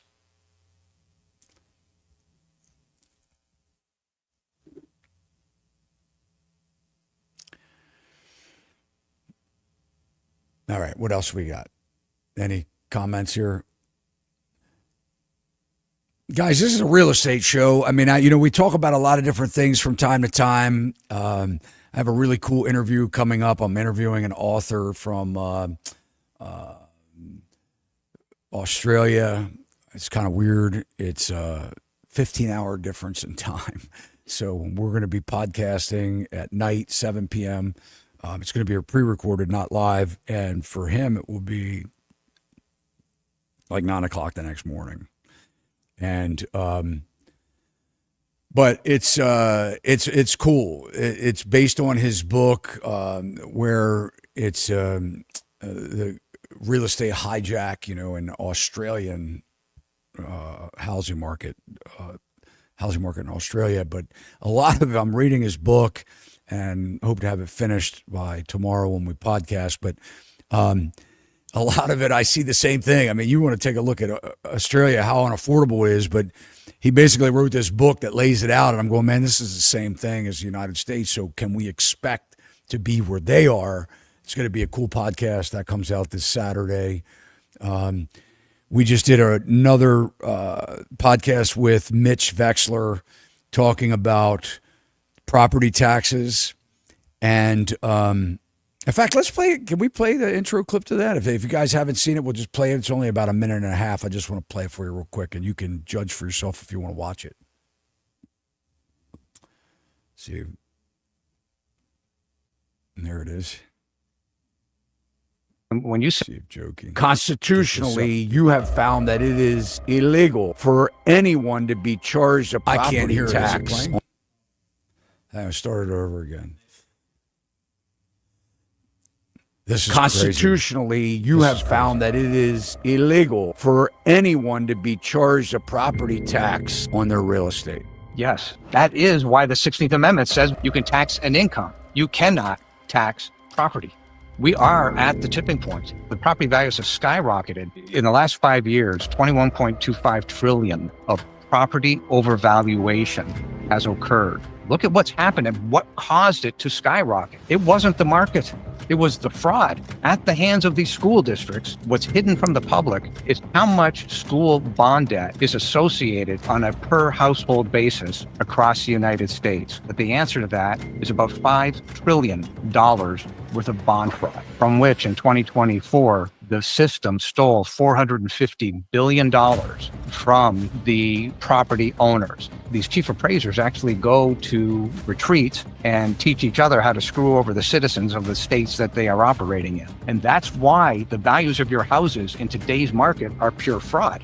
It can't be the average price when the median household income, being the average, can't afford it. There's no justification for what they're doing. I kid you not, it's over 15 pages of laws that have been broken here. It's as crooked can be. The whole system is a Ponzi scheme. They're hiding the truth from the public. So we're coming after them criminally, and we're coming after them through the U.S. Supreme Court. Either people get on board and get this fixed and work these debts down effective immediately, or this system will blow to shreds. Boom. Crazy. I mean, this video, we start. It had a slow start, but I think that, certain videos that you publish maybe does not get suggested or recommended. But if you want to check that full video out, it's pretty eye-opening. And, when we were looking at, and this is a little off topic, but I'll just talk about it briefly, but one of the things that's interesting when you look at the Constitution and focus on the 14th and the 16th Amendment, we're not supposed to be taxed on unrealized gains. And I know that prior to, in the campaigning, I think Kamala was talking about that, about maybe taxing people based on their stock portfolio, like they haven't sold it yet. So until you sell your stocks or you sell your house, it's an unrealized gain. So if you buy a house for $500,000, when is it worth $650,000? That's a big question, right? I mean, to you, it's worth $500,000. That's what you're paying on. That's what you bought it for. How is that different from being in the stock market or putting your money in stocks and not needing to pay based on what your stock portfolio has grown to? How can that be legal on a property tax basis? So if I bought my house 10 years or 5 years ago and my house was $500,000 and today it's worth $850,000, now I'm being taxed on $850,000. On a property tax level. So what Mitch is saying is this is not allowed. This isn't right. It's not allowed. It shouldn't be allowed. It's illegal. It's not appropriate. You got your email open? Heard some kind of a ding. But anyway, so check it out. It's a fascinating interview, conversation. He has sent it to Pam Bondi. He wants the DOJ to look at this. Very interesting. Let's talk, before we wind it up, I want to talk about this breaking news yesterday. CNBC rocket companies to buy real estate firm Redfin for $1.75 billion. So the question comes down to this, and I had touched on this earlier in the conversation, where a lot of the real estate brokerages, start up mortgage companies, mortgage brokerage companies, and title companies, they do that because they want to make more money. So if I have the client, I think this can be a direct conflict of interest personally. But if I have the client,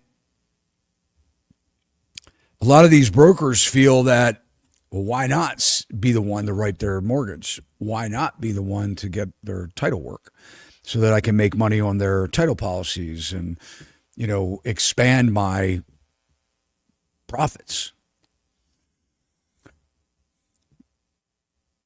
This is a massive news announcement here. Probably not quite as big as when back in like 2017 or 2018, Amazon had mentioned that they were getting into selling houses, real estate brokerage. I think they partnered with Coldwell Banker, I believe, I think it was Coldwell Banker. The deal fell apart, whatever, it didn't happen. But I remember my agents calling me up and saying had just opened our doors not that long after the announcement. And my agents were like, oh my gosh, how are we ever going to do business when Amazon's getting into the real estate business? And of course, Coldwell Banker was using it of, we partner with Amazon, come with us. And it was big news. Well, I mean, you see something like this. We know Redfin's a tech company. They're a real estate brokerage. They're relied upon by all the mainstream media. We've even quoted some of their findings, their research, their data. They've sort of been trend setting in many ways throughout the years. They used to have, I don't know whether they still do, but they used to pay their agents salaries. They were W-2. I'm pretty sure that a lot of that is cut out now, that they did go back to a commission model, I'm pretty sure. But founded in 2004, Redfin operates a home search platform with more than 1 million for sale and rental listings and a tech-powered brokerage of more than 2,200 agents. Interestingly enough, Redfin just signed a deal with Zillow, and I think they have deals with the other aggregating sites too, where they would share their listings on the rental market, more specifically with sites like Zillow. So they gave them a huge contract. Probably one of the reasons what beefed it up to $1.75 billion was because that Redfin had recently signed this Zillow deal. But the Rocket companies, everybody knows Rocket as Rocket Mortgage. Well, they became the largest loan originator, beating out Wells Fargo in the country. And Dan Gilbert, actually the founder of Rocket Mortgage, or Rocket Companies, they're based in Detroit. And I think Dan's a big, asset to Detroit and trying to rebuild them. But he has done a huge value to the city of Detroit with his Rocket Companies being based there. But now they have said, in my opinion, this move they think is going to be able to get Rocket Mortgage more mortgages as a result of having 22 agents pushing or suggesting their clients use Rocket. So the question is, and by the way, we have a poll too. I forgot all about the poll. Can we pull the poll up? I just had did you pull it? There we go. I had a poll that I'd put out there. What do you believe is true for home prices in 2025? 904 votes. Home prices will fall drastically, 40%. Home prices will fall slightly, 45%. And home prices will rise from 2024, 14%. You know, who knows what Rocket Companies is up to? But if I owned a big mortgage company and I were a portfolio lender and could set my rates, maybe a brilliant move to buy a company like Redfin.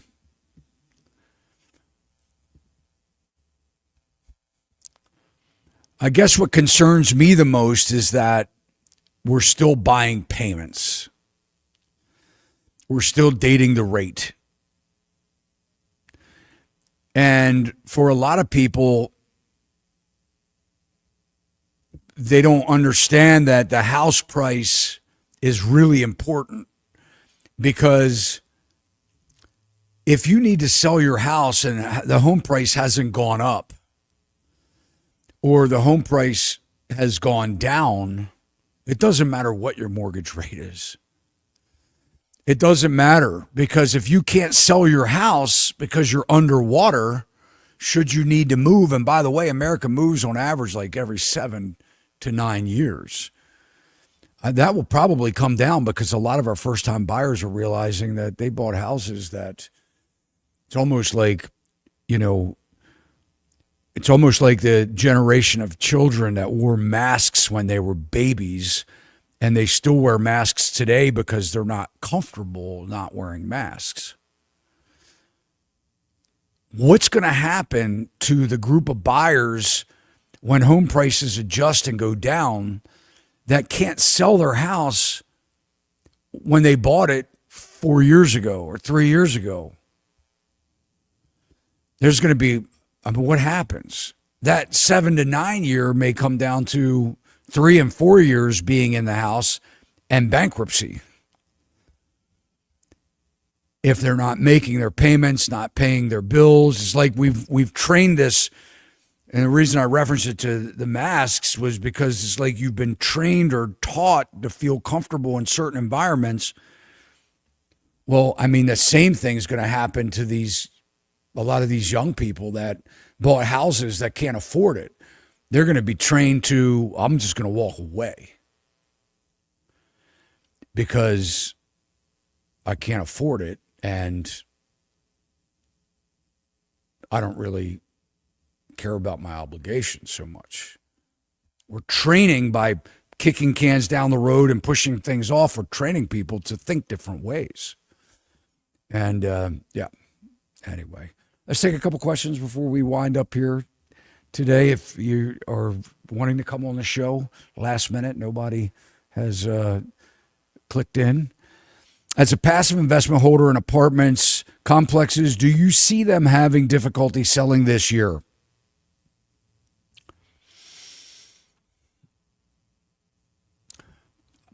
I see where a lot of apartment owners, and look, we just had Ken McElroy on a couple live shows ago. We podcasted with him too on our show. He has over 10,000 doors. He's a multifamily buyer of apartment complexes, where I believe investors should be, not so much in the buying 10,000 single family houses. They should be buying apartments. I'm all for small mom and pop single family investors because they're needed. Not a lot of people, I mean, there are a fair amount of people that can't afford to buy a single family house but want to live in one. So I think landlords do have a good local mom and pop landlord do have their place in the market. But the apartment business, what happened was, and maybe you know some people that invested in some of these operators, but a lot of people were buying these apartments that were really in bad quality or bad shape, hoping that they could go in, fix them up, and charge more rents and give better amenities. and they paid top dollar for this inventory. Their financing doubled. Their interest rate went from 4% to 9%. They can't make their rents. A lot of these apartments are going back into receivership with companies like, let's just use, I know, a commercial building just went into receivership with Wells Fargo. Wells Fargo took it back. Now Wells Fargo has to determine, do they want to be an operator or landlord, or do they want to sell it for pennies on the dollar or try and get as many as they can? So there probably will be a lot of big operators that have been waiting for this kind of thing to happen, a downturn in the commercial financing market, to where these operators aren't making ends meet and they're going belly up. There'll probably be a good opportunity to buy these apartments for a song and dance. They're not going to sell at profits with rents declining and costs going up, insurance costs going up, property tax costs going up, maintenance repair costs going up. They can't afford to keep these properties up. And a lot of these operators, and they're losing them. Prior to trying losing them, I know some operators that were having earnings calls with their investors saying, look, we need more money or we're going to sell for 30 cents on the dollar and you're going to lose. So we need everybody to kick in more money. Well, that's like a sinking ship. That's like kicking a bigger hole in the ship and hoping that it stays afloat. But a lot of people got themselves in trouble, because these operators were saying, hey, if you invest, they were like almost promising double-digit returns.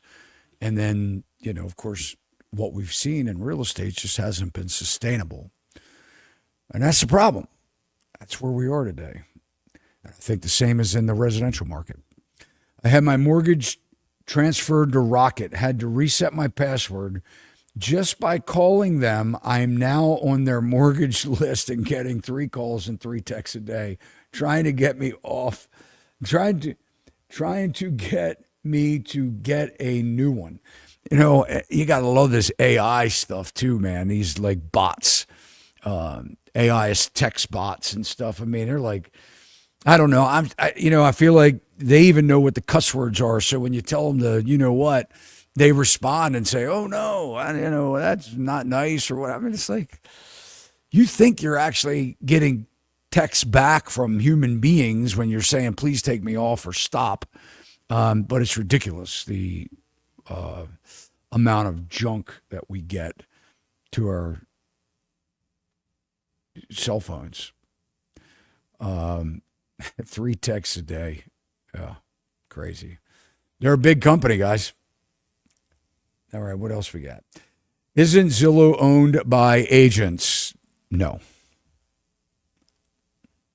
I mean, maybe they're publicly traded. They're owned by shareholders. Maybe agents are shareholders, but I don't think they're agent owned. Will it be worse in 2008? I mean, this is a big question, right? I think we're in for a massive correction. I'm starting to wonder what that will look like with I guess the biggest concern that I have is that we've been bundling up these defaulting loans to investors. And you can search that. Look up Fannie Mae. Joe, maybe you can just find something. Fannie Mae sells loans or whatever. They bundle them up, tens of thousands of these non-performing and reperforming loans. So they're way ahead of the ball than we were in the 2008 crisis when all these massive foreclosures occurred. But I'm really more concerned about the transfer of tens and thousands and hundreds of thousands or millions of houses for rent investors versus, owner occupied sales. So, I mean, here it is. So you guys can look at this, capitalmarkets.fanniemae.com. You can go on there, non-performing loan sales. You can go on, you can see when the loans were sold. You can dig in, do some, some research. Well, wait a minute, hang on. Go, just click on that 2025 March fact sheet. Okay. All right. Let's see what this says. Thanks, Joe. All right, this pool number one, pool characteristics, was announced by Fannie Mae on March 4th, 2025. Approximately 3,141 re-performing loans, approximately $559.8 million in unpaid principal balance offered in one pool. It talks about who it's subserviced by, this New Res LLC, Shell Point Mortgage Servicing. They're servicing it for Fannie Mae. Marketed with Citigroup Global Markets as an advisor. Here you go. See how it closes. So basically, you can go in and go through each one of these. You can see what's been sold, how much they paid, the investors paid for it. But they're taking these loans that are, so let's think about it. This is a big conversation that I had with Dave Thurston in that one interview last week. Because the question is, if Fannie Mae, for instance, because they've been taken over, I think it was in 2008 they were taken over. Maybe it was February 6th or something, 2008. I don't remember my memory, but where it was called a conservatorship, which is basically where they just took the company over and said, look, we're losing this money, this organization that was insuring notes. So imagine if you are an insurance company and something is happening, like you're insuring mortgages and the mortgages are collapsing and people aren't paying their mortgage. As a insurer, you may say, well, we don't have enough money to pay all these claims, so we're just going to fold. And the government says, whoa, we can't do that. Like they did with AIG, we can't do that. We need to protect this from closing. They're too big to fail. The catastrophe would be enormous, outweighing our ability. We just need to bail them out. Let's just bail them out. So the question is, where does the bailout money come from? Is it taxpayer money? The question is, when Fannie Mae is now bundling these loans and selling them for less than what they're valued at, is that being sold at a loss, and who's paying for that? These are the questions that I have.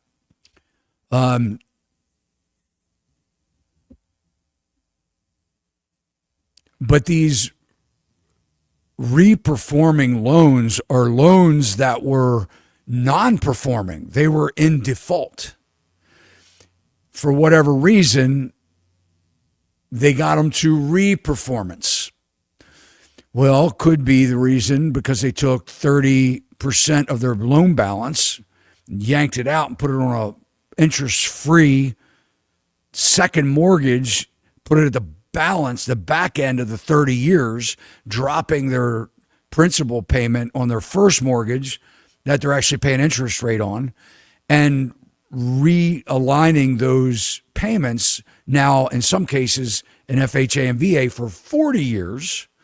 So you've taken 30% of the principal balance, put it on the back end. You've now modified the mortgage to 40 years. Can you pay that? And the people say, well, yes, I can pay that. Okay, good. Well, that's reperforming because now they're making their payments again.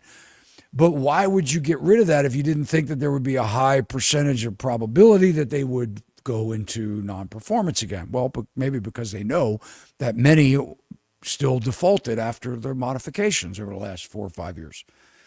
So the question is, why are they bundling them up and selling them off in the first place? Is that a bigger story? And then what ultimately happens to those houses now that they're owned by a hedge fund, or now that they're owned by, some whatever, insurance fund, bond fund, I don't know, whoever buys them. You can go back and see who buys them. What happens when they default again? Do they sell the house, foreclose on it, sell on it? Or do they take that owner and make them a tenant? Or do they use that house to rent?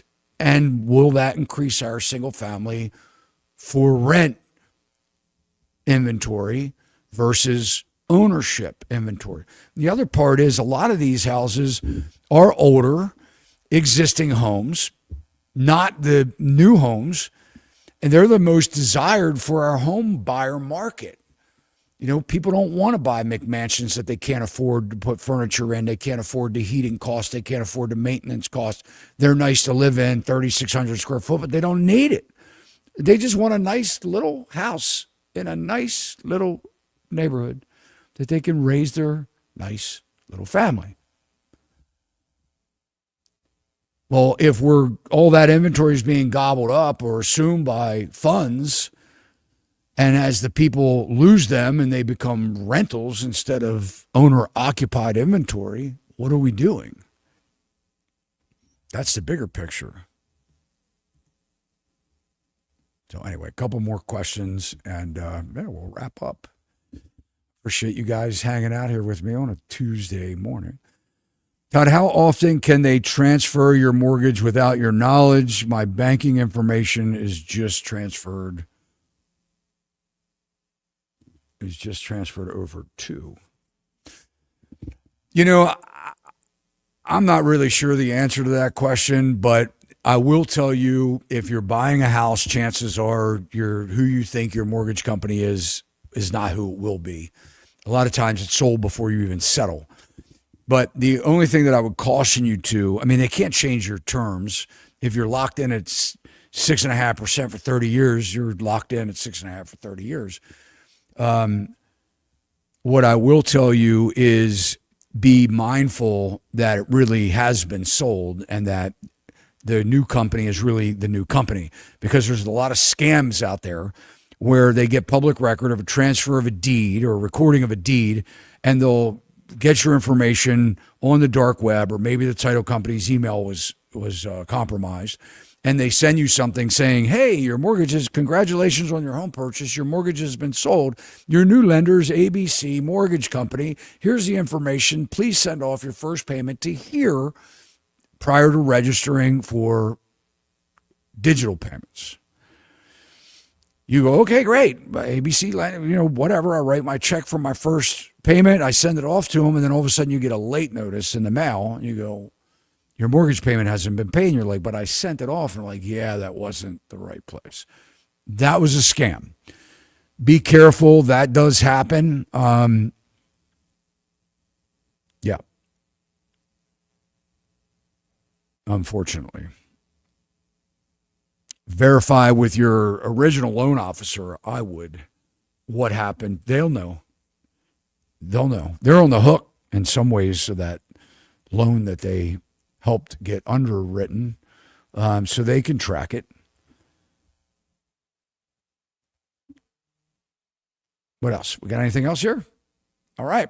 Guys, thanks so much for spending your Tuesday morning with me. And if you're watching after we've been live, thanks for watching the show. One of the biggest compliments you could do is share our channel and our videos with your loved ones, your family members that may be looking to buy a house or just may be interested in some of the content that we put out there.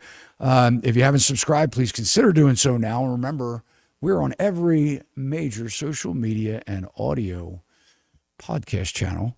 And so if you're liking TikTok, you can follow us there, or Instagram or Facebook. Hit that thumbs up, that like button will help the algorithms push it out to more people.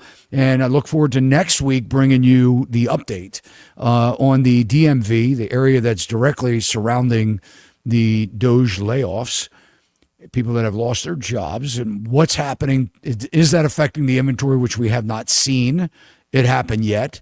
We're going to try and bring that information to you every other week. I think once a week is too much, but next week we will be going over that data. And if you have any good podcast guest suggestions for us too, let us know who they are. Who do you want to see on the show? Who do you want to see back on the show? We'll bring them back. We'll reach out and try and get them on the show. And we want to be your number one choice for real estate related information. See you next time. Sachs Realty, Maryland broker number 607720, office number 443-318-45.